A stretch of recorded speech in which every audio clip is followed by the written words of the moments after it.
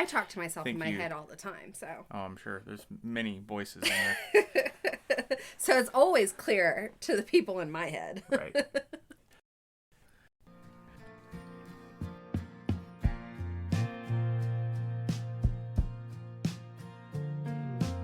Society's family unit is in crisis as less and less people are making the commitment of a lifelong partnership together.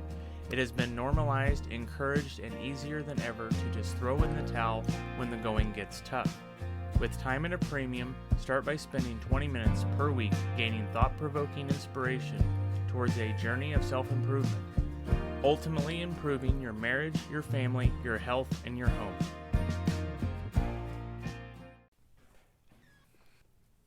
Disciplining kids may be the hardest part of being a parent.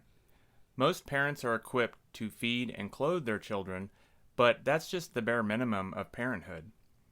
There are many idealistic ways to raise kids that sound great, but that are very difficult to put into practice realistically.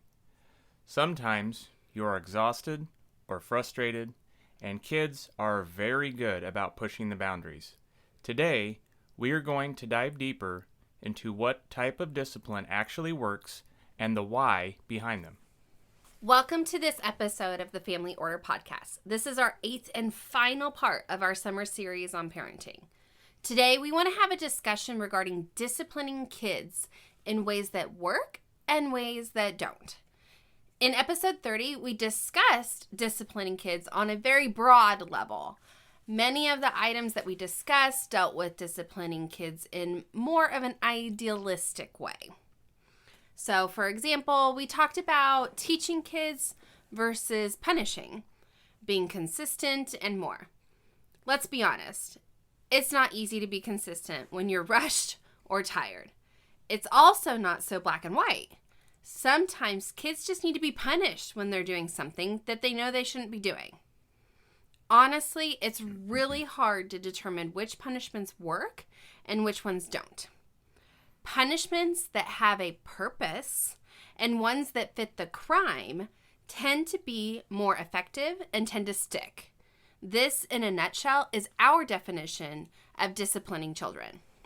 So kids can be very creative when it comes to pushing boundaries or pushing your buttons and testing a parent and their rules.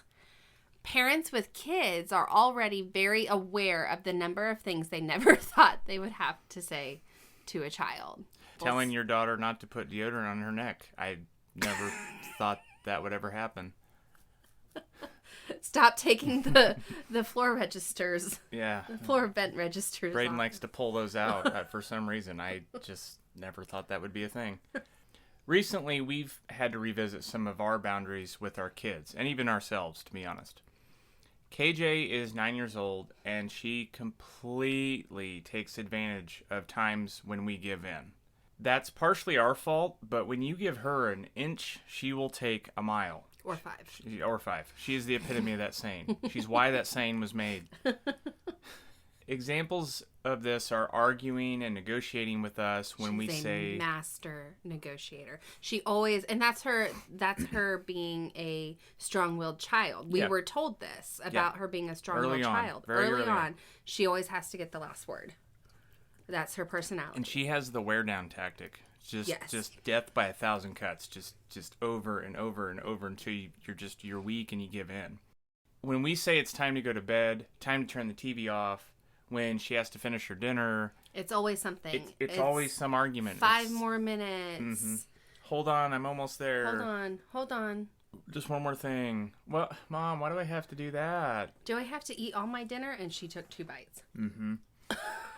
Is that enough? How many more bites? Just like constantly testing you. And I'll say 5. And she'll say, how about 3? It's a constant negotiation. And then we say, where's the wine? Yeah. So she knows when we are frustrated or tired or how to get her way, and we will cave in to get her out of our hair. And she knows that. She recognizes it. And she just pushes it way too far, and we blow up a little bit. So we are nice parents until we explode, and that's not good. So once that line is crossed, it is game over. Well, they both test you a lot more, I think, because you tend to give in more. but both of us, when we've had enough, they know. They know very well, and they don't like that. I don't think KJ's trying to really get us angry and trying to make us frustrated. I think she's constantly testing the boundaries, and she also thinks that every thought that comes into her pretty little head needs to come out of her mouth. Every question, every thought that she's ever had has to come out right now. We're working to reestablish our boundaries by taking some things out of KJ's room every time she protests, and every time we need to repeat ourselves or tell her things that she already knows the rules on, right? So basically what this means is that Cadence has a lot of little crap in her room. There's too much stuff, yeah. Too much crap, let's just be honest. And so I have a bin now in my closet, and every time that it's non-negotiable. If another word comes out of her mouth once I tell her to do something, I say, go get me something. Right. And she goes to her room, and she has to stand there and think for a moment about, okay, what I did, and now I have to give my mom something. And it's like it's little things, guys, like from those McDonald's Happy Meals from 12 years ago. Or those little plastic toys, yeah. Little plastic toys. She did try to play me one time and bring me a single French fry from her play kitchen. Her play groceries, kitchen. yeah. I said, no, you're not going to play the system like that. That's not how that works. Yeah. And she's very attached to her stuff. Yes. She always has been.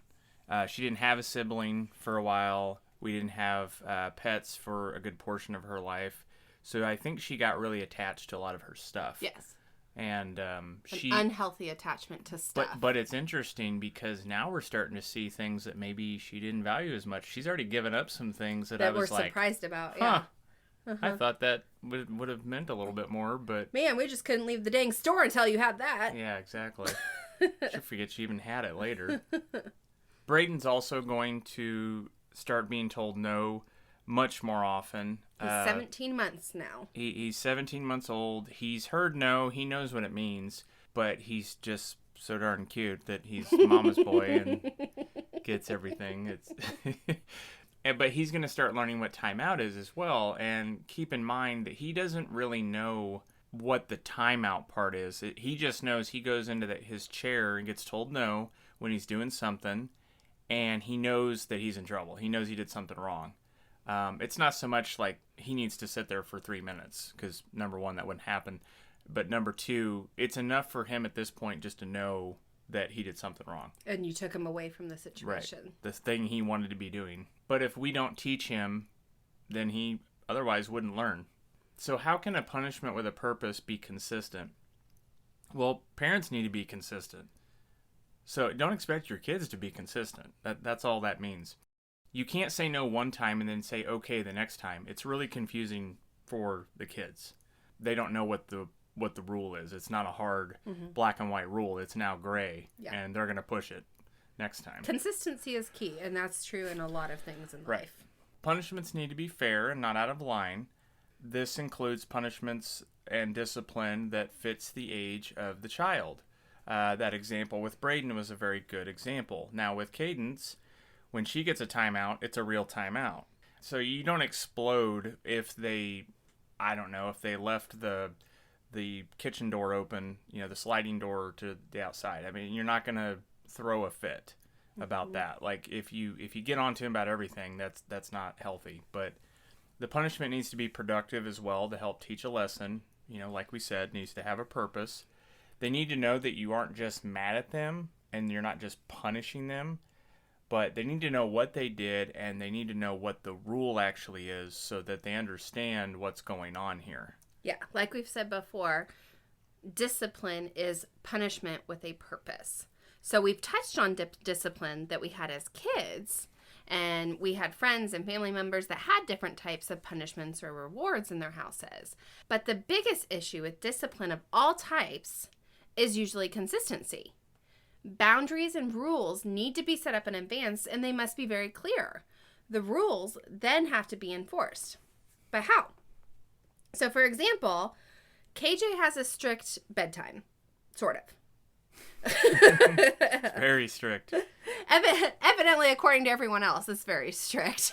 But we're kind of lackadaisical with it. 8 p.m. is when we sit down to read. Sometimes we start a bit early, and other times she stays up late. Like if I'm really tired and she'll say, Mom, can I read in bed with you? And then I'll be like, yeah, go ahead. And I fall asleep and she falls asleep. And then Ben comes in at 10 and has to carry a 62-pound child. But is that a confusing message to her? When it's 8:15, do we have the right to be angry with her for not being ready for bed? So are both parents following the same rule to the letter? In this example, no.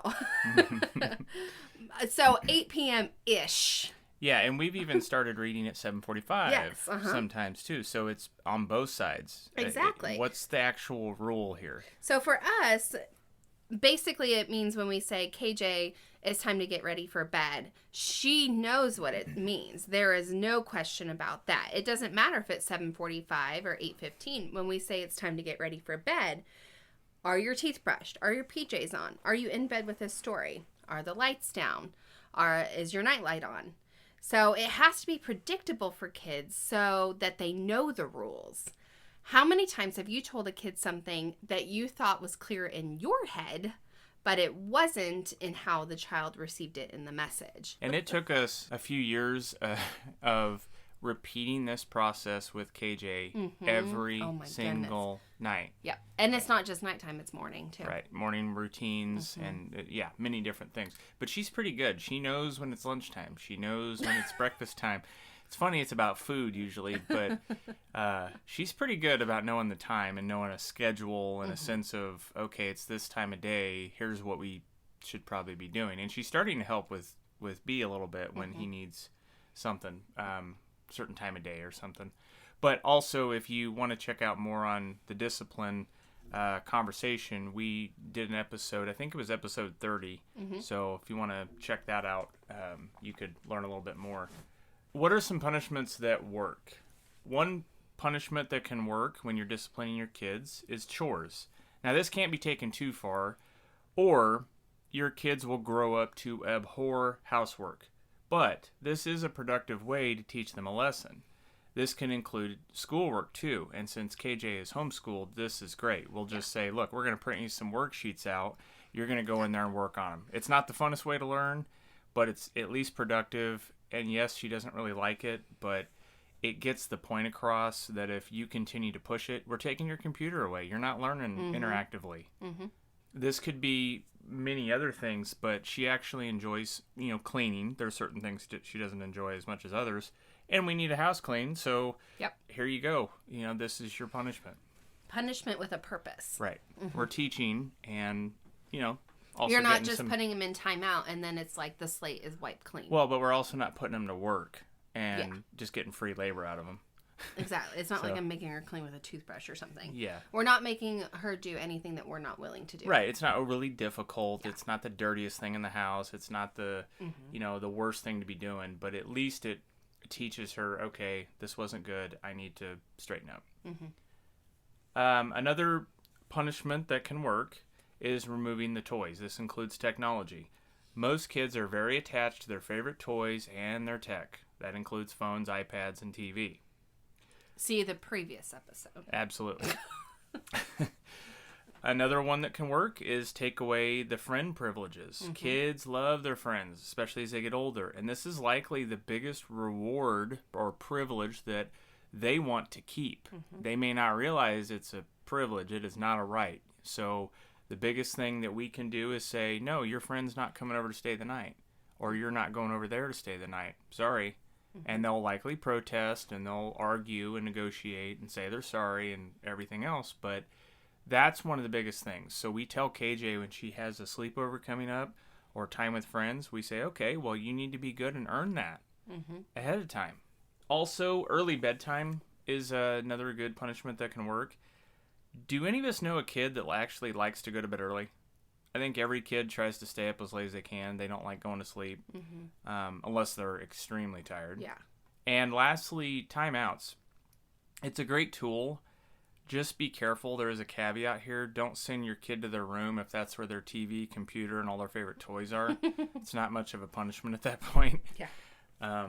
So if I was a kid and I had all that stuff in my room, which I didn't when I was a kid, I would have said, yeah, absolutely. Send me to my room. That sounds great. I'll get in trouble more often. So some quick tips on setting rules and building consistency. Establish firm house rules.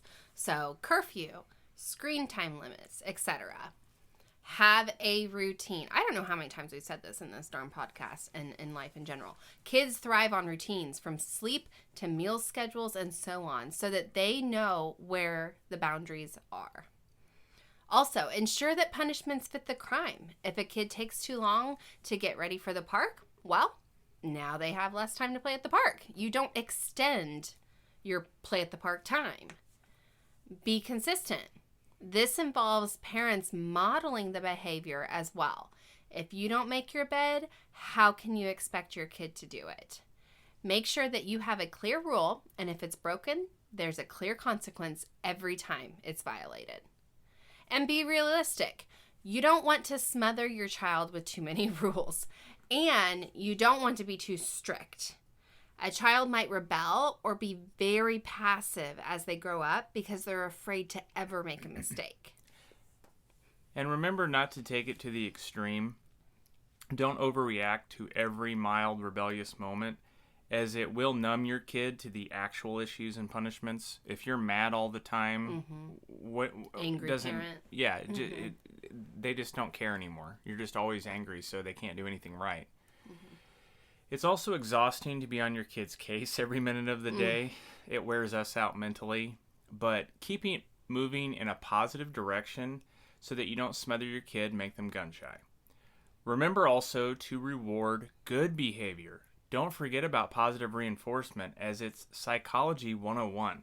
People will do things that net positive results. We all want the best for our kids, but remember that you are the parent. You're not their buddy. The rules to your household are there for everyone, and not just to make things easier on the parents or the kids. This week's call to order is to draft out the non-negotiable rules of your house. It doesn't have to be 10 or even 5. There could be 3 big rules for the house. No phones at the dinner table, no TV after 7 p.m., and your bed must be made every morning, etc. What rules do you have in place so that it's not a free-for-all every day? Not only should you develop these rules, but you should communicate them and agree on them as a family.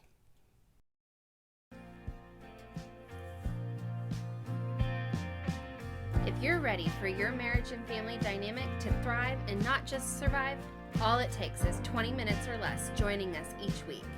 It begins with a journey of self-improvement while you sit in the carpool lane, commute to work, squeeze in a workout, or get halfway through folding that laundry pile. Be sure to check out the blog at thefamilyorder.com and follow us on Facebook at The Family Order. If you're ready to start your journey, be sure to click subscribe so you don't miss new episodes every Monday.